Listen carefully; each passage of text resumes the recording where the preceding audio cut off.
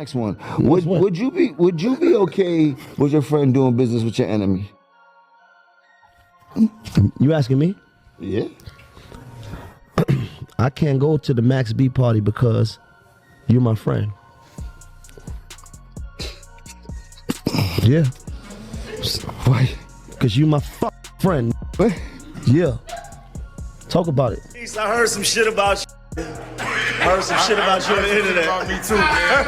I heard you got kicked. What they say? Flavors. Got that horsepower, baby. That's nice, bigger valve. I use it myself. Yeah, they did. He said you was dead. He said you was out. I didn't even remember. This was crazy. That's what they told me. He said you was out. The internet kicked you off. I can't rap about it no more. Well, people don't know. You see, both of us had different opinions, and I think it's dope that because I always feel like two things can be true at the same time. Right. Right. You felt one way, I felt another way. Right. You went to the party, but you had already had a conversation. Talk about it.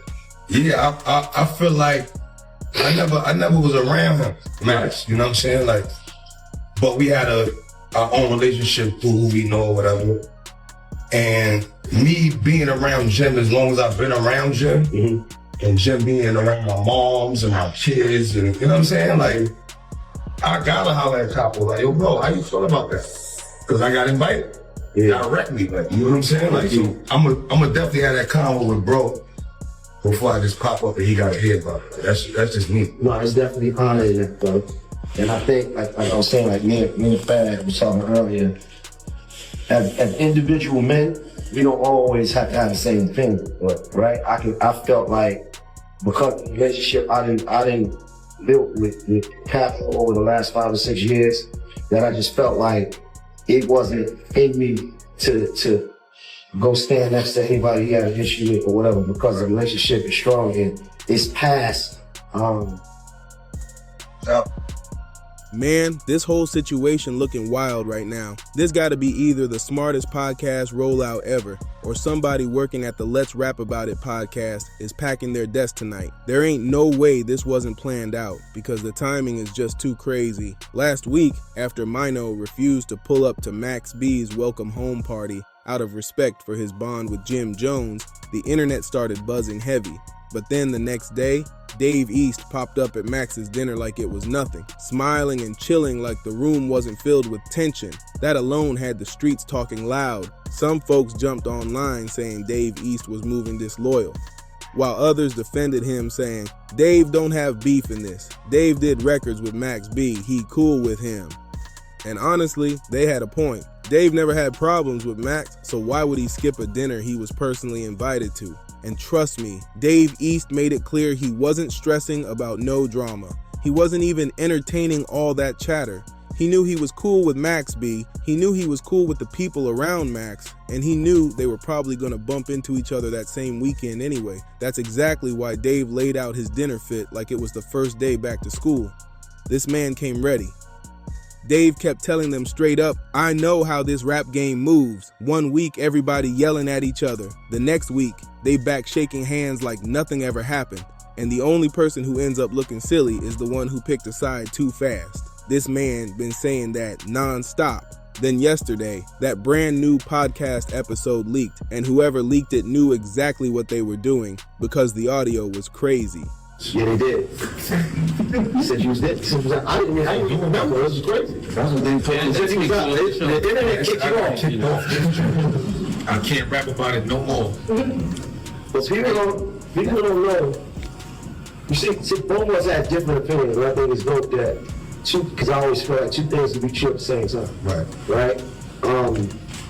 You felt one way, I felt another way. Right.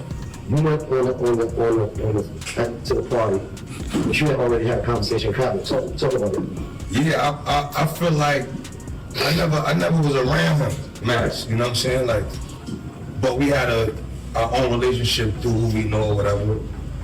And me being around Jim as long as I've been around Jim, and Jim being around my moms and my kids, and you know what I'm saying? Like, I gotta holler at Capo, like, yo, bro, how you feel about that? Because I got invited directly, like, you know what I'm saying? Like, so I'm gonna definitely have that convo with bro before I just pop up and he gotta hear about it. That's just me. No, it's definitely honoring it, bro.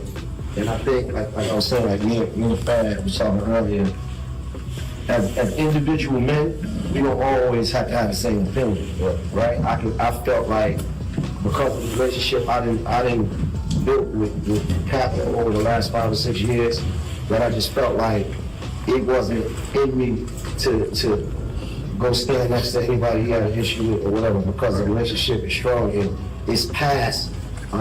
Dave East finally laid out his whole reasoning to Mano and Jim Jones, and he sounded calm but firm, like he meant every word. Now look, I already know people in the comments gonna crack jokes like, why a grown man asking another grown man for permission to hit a party? But honestly, I respect it. That's real communication. I'd rather somebody tell me up front, yo, I know you don't rock with this person right now, but they got hookah, they got bottles, there's a whole vibe happening. And I'm sliding. I don't want you shocked if you see me shaking his hand or saying welcome home. That's grown energy right there. I don't know what Jim Jones truly feels inside about it, but you gotta salute Dave East for not choosing sides like a rookie. And let's be honest, this is perfect content for his podcast. He knows the whole internet is waiting to hear what he says about Max B, and he knows everybody wants to hear his tone when he says it. And here's where things get even crazier. During that leaked podcast audio, you could hear the whole room get quiet when Dave East started breaking down how fast the streets flipped on him. 1 minute people cheering him on, the next minute they calling him fake just because he showed love to Max B. That pressure was hitting from every direction.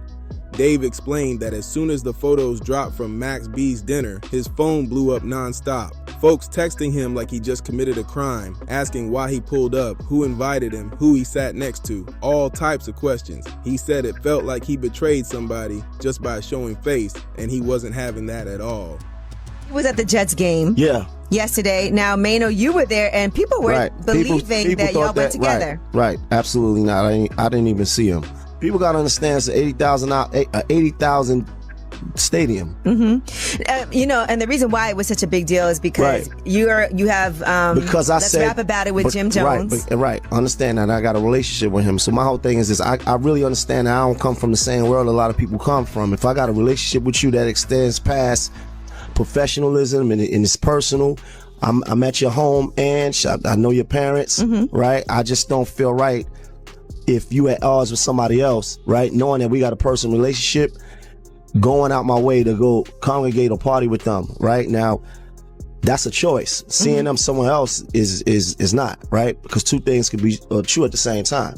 I can respect my relationship that I got with you, but at the same time, it don't mean no disrespect to somebody else. It means that I'm just clear on where I stand. So would you have taken a picture if y'all did run into each other? I mean, I can't say that, right? Because the truth of the matter is it didn't happen, right? That man just gave back 75 years, so that should be the narrative, not a made up narrative about a football game. Method Man was there too, by the way. He's the photographer. He was the cameraman. Crazy. And my choice in my relationship, see, this is what I'm saying.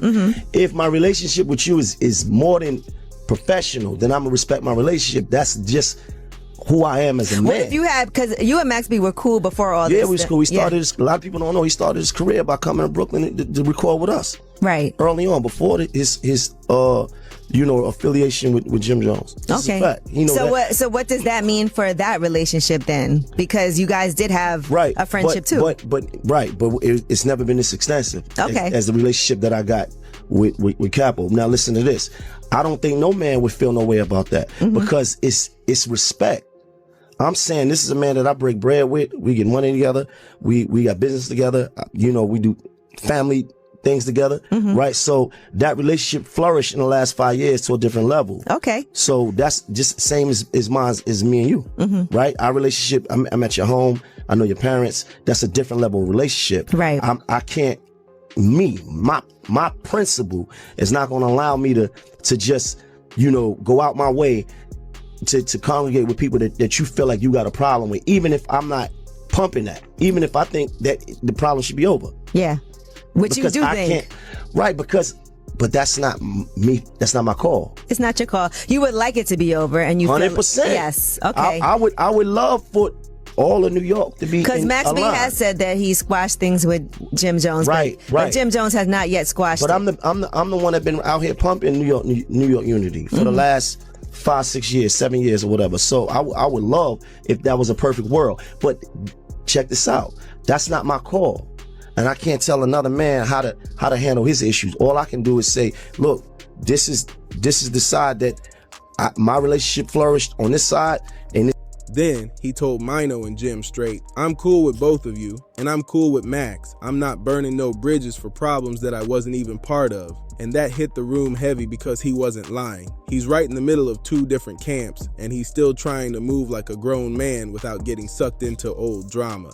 And the wildest part, Dave said he didn't even think the internet would go this crazy. He thought the dinner was going to stay private until somebody in that room started posting clips like they were working for a gossip blog. He said once that happened, he knew he had to face this mess head on in the podcast and speak his truth loud.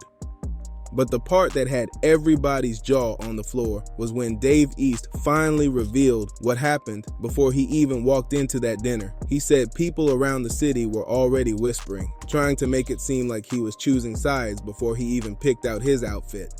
That's how fast things move when your name sits next to Max B and Jim Jones at the same time. Dave said he started getting calls from folks telling him, yo, you know this might cause problems later, right? And he said he just laughed because he wasn't beefing with nobody. He told them straight, I'm showing up to celebrate somebody finally coming home after years inside. And that energy alone had people nervous because they didn't know which way the story was gonna go. Then he admitted something that shocked the whole room. He said he walked in expecting maybe a couple cameras, but he didn't expect the entire dinner to feel like a movie set. Lights, phones out, people whispering, folks plotting angles like they were shooting a documentary. Dave said at that moment, he knew somebody was gonna leak something because the vibe was way too staged to stay private. And when he told Mano and Jim that, they both went quiet because they knew exactly what he meant. Someone in that room wasn't just celebrating Max B coming home. They were trying to create a moment, and they wanted Dave right in the middle of it. At the end of the day, Dave East pulling up to that dinner showed something a lot of people forget. Everybody got to grow up at some point.